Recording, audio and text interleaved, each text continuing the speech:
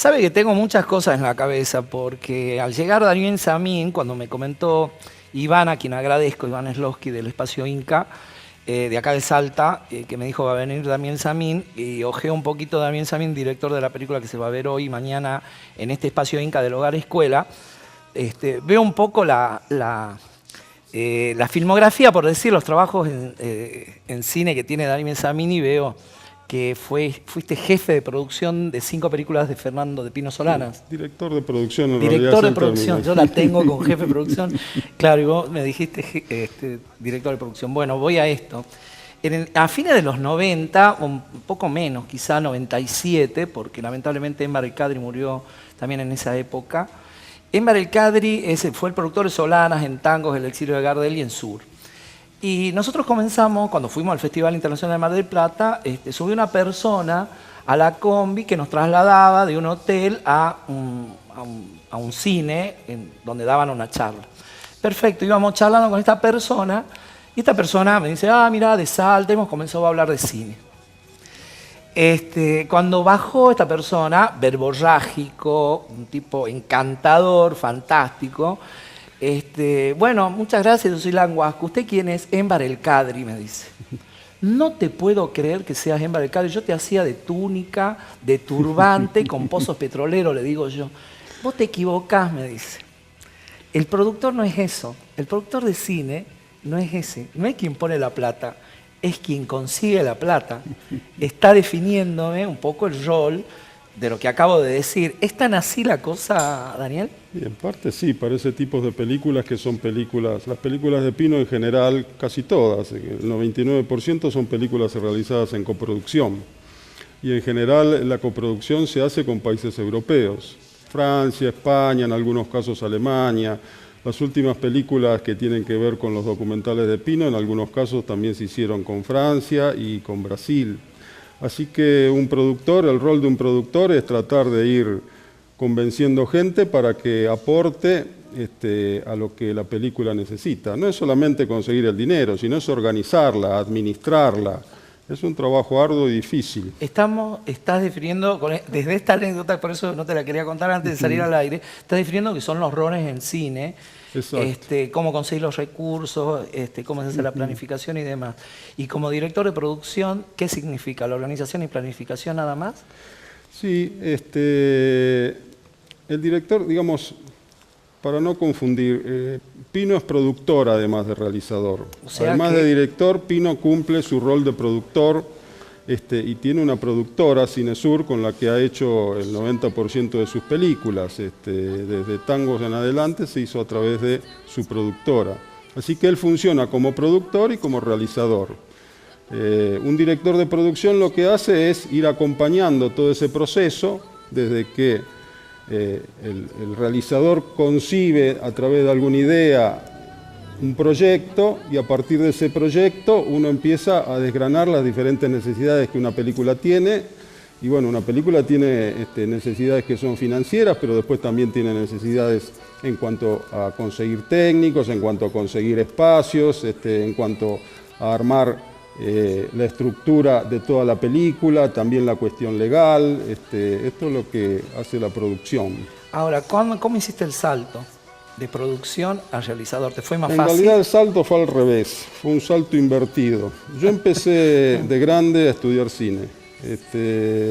Y uno de mis primeros maestros fue Pino. Pino estaba dando unos seminarios y a mí me gustaba mucho la forma de filmar de Pino y bueno, entonces me metí en un seminario de Pino. También estudié con el Chango Monti, con Lorenzo Quintero, actuación para cine.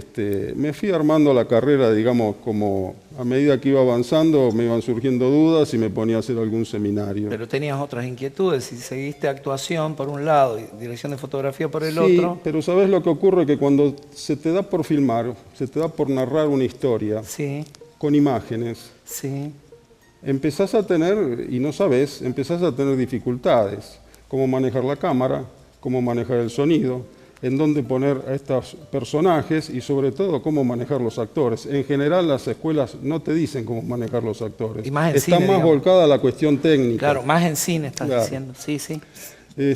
Así que yo me puse a estudiar realización con Pino y después me quedé trabajando en sus seminarios. Terminé dando yo seminarios de actuación para cine. Era la época en que Pino tenía su primer diputación, entonces a veces no podía estar en los seminarios y entonces yo lo encaminaba, los organizaba. Mi forma de ser siempre ha sido un poco organizador. Pero yo empecé estudiando realización. Ahora, ¿cómo se aplica todo este concepto que está muy emparentado con lo ideológico? O sea, sin duda.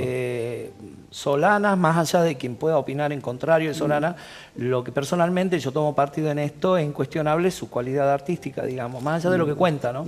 Más allá de lo que cuenta. Digo, la militancia lo hizo arte o viceversa, una cosa. ¿Vos sos igual? A mí siempre me ha interesado la cuestión social. Cuando era muy joven trabajé en Dinea. Yo vengo de una familia clase media baja, nací en Mataderos, que es un barrio periférico de la ciudad de Buenos Aires. Mi viejo y mi vieja eran laburantes. La cuestión social a mí siempre me cruzó. Y uno de mis primeros trabajos fue en Dinea, que es Dirección Nacional de Educación del Adulto. Yo tenía 16 o 17 años y me iba a trabajar a barrios, a villas de la periferia de Buenos Aires. Era la década del 70. Otra época. Sí, otra época. Todo eso me fue marcando. Uno entraba en la militancia y además de la militancia trabajaba como maestro de adultos. Yo tenía 17 años y tenía alumnos que tenían 40, 50, 60. Una cosa muy fuerte para mí. Cuando decido empezar a trabajar o a estudiar cine, bueno, yo creo que elegí también a Pino porque sus imágenes para mí son muy potentes y son muy metafóricas. Sí, sur, tangos. Tal cual. Sí. Y por otro lado, porque bueno, dentro de esas películas había una concepción ideológica, si iban hacia algún lado. Así que ¿sí? No sé si me puse a pensar eso en ese momento. Pero bueno, uno va decidiendo con cierta empatía hacia dónde va yendo. ¿Cómo se aplica todo lo que estás diciendo? Cajianteya. Cajianteya. Cajianteya. Así se llama el segundo Cajianteya film. Sí. Es una película que tiene su historia previa.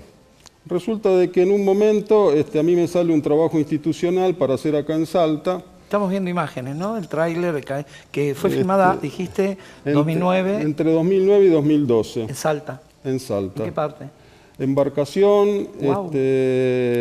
Cerca del río Caraparí, algunas imágenes, también en el Parque Nacional Calilegua, en toda esa zona. Yo había venido en 2006 a hacer un trabajo institucional acá a la ciudad de Salta y en una de esas, bueno, a la noche cuando ya uno no trabaja, nos fuimos al patio de las empanadas y mientras yo comía una empanada hojeaba el diario y había una notita. La notita hablaba de una mujer de origen wichí que dentro de su comunidad había denunciado a otro señor wichí que en principio había violado a su hijastra. Y se había dado una situación que el hombre había ido preso, pero la comunidad repudiaba a la mujer que había hecho la denuncia. Y yo dije, acá hay una historia. Así que corté el diario mientras comía la empanada y me lo guardé. Yo tengo un archivo grande. Llegué a Buenos Aires y lo puse ahí. En 2009 empecé a buscar cosas. En un momento que no tenía trabajo, vi esto y dije, acá hay una historia. Comenzaste a hacer guión. Y entonces empecé a buscar a esta mujer, a Cajianteya, y me encontré con este personaje que es un personaje maravilloso, que tiene una fuerza increíble y que tiene sobre todo la capacidad de expresar lo que piensa y lo que siente con una fluidez muy grande. En general, las películas que tienen que ver con la cuestión aborigen, la cuestión territorial, hay una cierta tendencia al seguimiento del personaje, a no adjetivar, a la cámara sigue al personaje en sus cuestiones. En la cotidianeidad del personaje estás diciendo. Exactamente. Cámara al hombro, ver cuando Eso toma mismo. agua, tal cual. Ah. Yo nunca había hecho una película con el tema aborigen. No era una cosa, por supuesto que lo conocía desde el punto de vista social, político, pero no era una cosa que conociera a fondo. Así que lo que hice fue, una vez que lo ubiqué, que me costó bastante ubicarla, me caí un día en su casa con una camarita chiquita, no profesional, que uso de libreta de apunte, y me quedé un día con ella conversando con ella. Y de aquella primera conversación salió el esqueleto narrativo de la película. Cajiantella es una persona, como decía recién, que tiene la capacidad de expresar en todos los ámbitos por los que ha recorrido, con mucha fluidez, un pensamiento que tiene que ver con la defensa del medio ambiente, con el rescate de lo mitológico, con la cuestión de la discriminación. Y por otro lado, también ella tiene un cierto humor irónico que es muy interesante. ¿Cuántos años tiene? 56, 57. Aquí vimos en pantalla. Cuando puedas pasarlo de nuevo, Marcelo o Arturo, así ahí nos detenemos y decís, vos marcaste algo, no sé si estéticamente, estilísticamente, digamos, desde la cámara, dijiste, cada documental toma la perspectiva de lo cotidiano del personaje central. Bueno, ¿eso no hiciste vos o hiciste vos? Yo lo que intenté hacer es no contar la historia de vida de esta mujer, sino dar la palabra a través de un audiovisual a alguien que tiene una cierta militancia con todos los temas que la rodean. Y entonces, la protagonista es ella y su palabra y sus conceptos. Y yo intenté acercarle imágenes evocadoras y metafóricas. ¿Cuál de ellas es la que tiene? Ella es Cajiantella. La que tiene el bolso La atravesado. que tiene, sí. El bolso rojo atravesado. Ok. Ahí está, gracias, Marcelo. Bien. Ahí la vemos acá, Cajiantella, que es el personaje central de la película de Daniel. Sí, Daniel. Ella tiene muy buena relación con toda la comunidad, nació en Misión Chaqueña y siempre fue una rebelde. Porque después, a medida que la película fue avanzando y la película se terminó y empezó a ir por festivales y empezó a conocer más gente que la conoce, bueno, por ejemplo, su hermano vive en el Chaco y dice, bueno, ella siempre fue la más rebelde. El padre era también huichí y la madre también, y eran pastores de la iglesia anglicana. Misión Chaqueña, seguramente ustedes lo deben saber, yo lo descubrí con la película, fue la avanzada de lo que se llamó la conquista del Desierto Verde. Ahí primero llegaron los anglicanos y trataron de incorporar a los indígenas y casi en paralelo llegó el ejército a empezar a hacer limpieza. Carácter firme, los rasgos del rostro. Sí, sin duda, tiene mucho carácter, sí, es los dura, rasgos, no es fácil. ¿Tomaste distancia del personaje o te enamoraste del personaje? ¿O del entorno? ¿O de...? Ponele Yo vos... más que enamorarme, digo, yo creo que en todas las películas que he hecho, uno siempre, yo creo que tomo partido.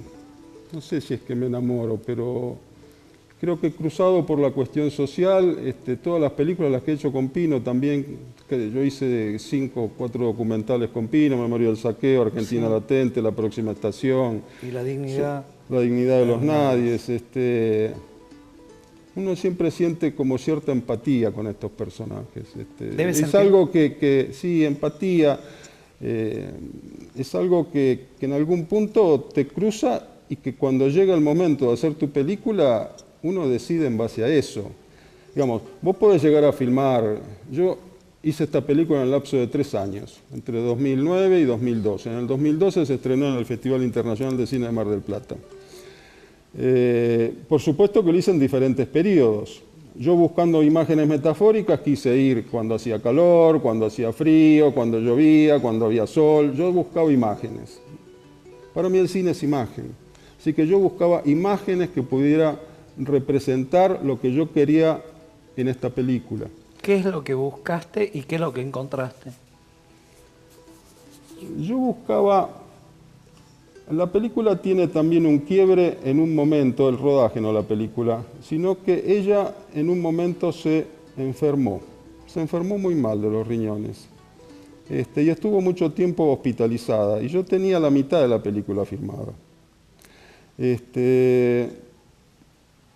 ahí la película empieza, yo la visité varias veces, cuando estuvo a veces internada en Embarcación, mucho tiempo internado también acá en la ciudad de Salta.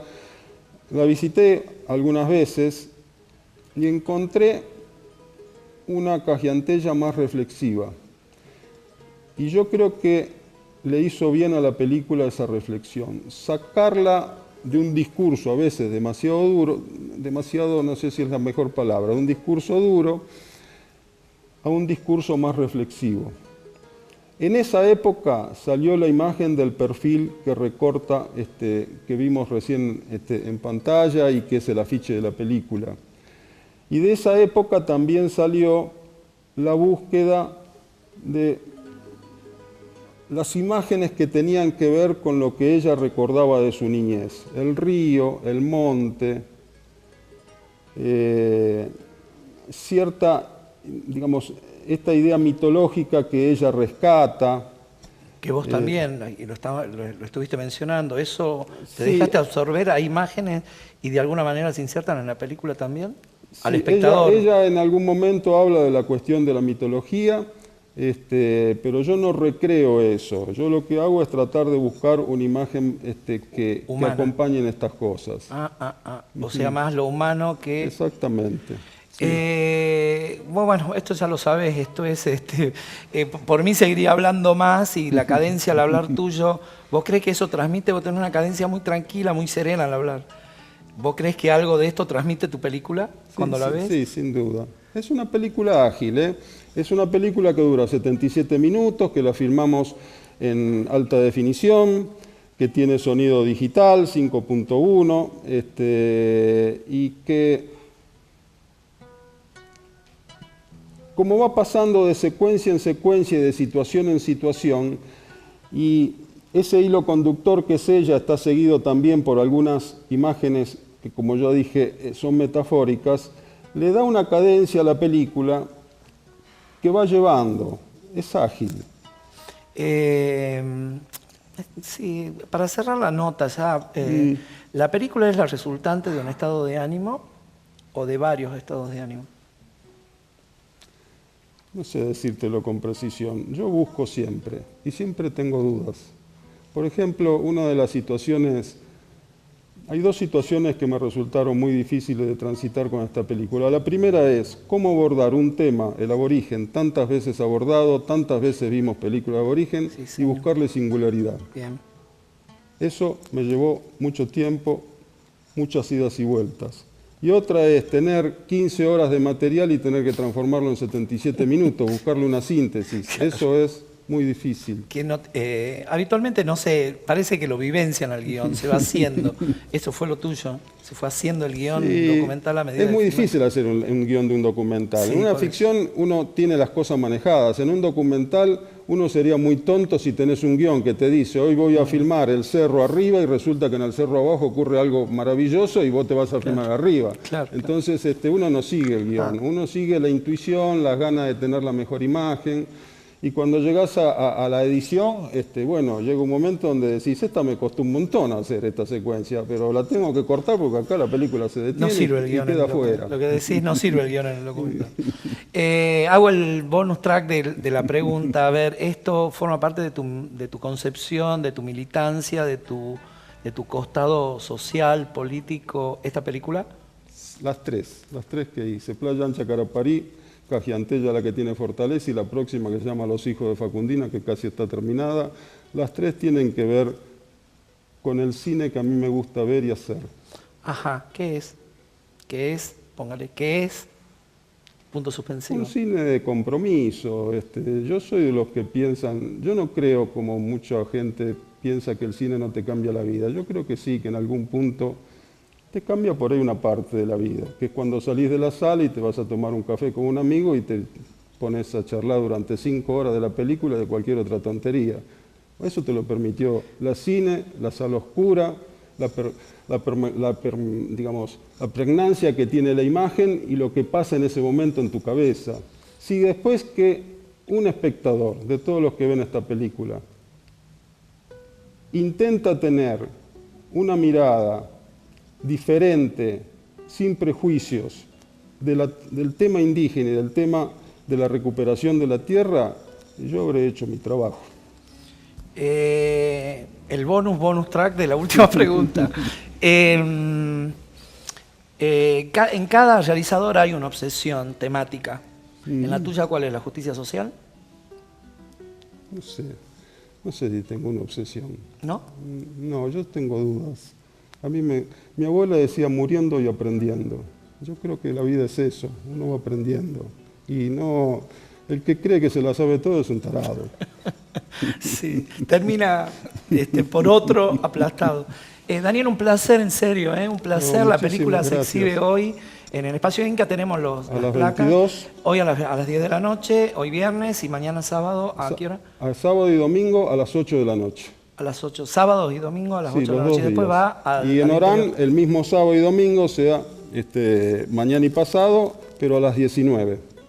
Muchas gracias y reitero. Muchísimas gracias por invitarme. Gracias a Iván Sloski, que nos dio. Algún día te voy a agarrar en cámara, Iván. Corte, ya volvemos.